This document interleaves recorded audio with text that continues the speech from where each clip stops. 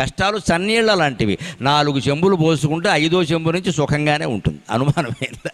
ఎంత చలికాలమైనా కానివ్వండి, అయ్యప్ప దీక్షల వాళ్ళు ఉంటారు, వాళ్ళు తెల్లారగట్ట 4 గంటలకు లేస్తారు, చన్నీళ్ళే స్నానం చేస్తారు, అందులో ఎవరు వేనీళ్ళు పోసుకోరు. ఎలా పోసుకుంటున్నారండి?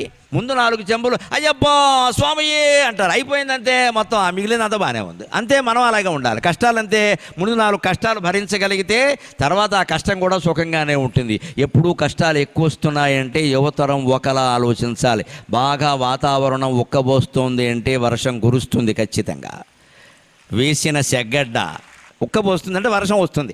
సెగ్గడ్డ ఇక్కడ వేసిన కురుపు బాగా సలుపుతోంది అంటే సంతోషించాలి, పగిలిపోతుంది అన్నమాట. అది బాగా ఉక్కబోస్తోంది అంటే వర్షం వస్తుంది. అంతేకాదు, వేడి నీళ్ళ కోసం అంటించిన కట్టెల పొయ్యి నుంచి బాగా పొగ వస్తుంది అంటే వెంటనే జ్వాల వస్తుంది ఖచ్చితంగా. అలాగే కష్టాలు నీ జీవితంలో కమ్మేయి అంటే భగవద్ అనుగ్రహం వర్షం రూపంలో కురవడానికి సిద్ధంగా ఉంది.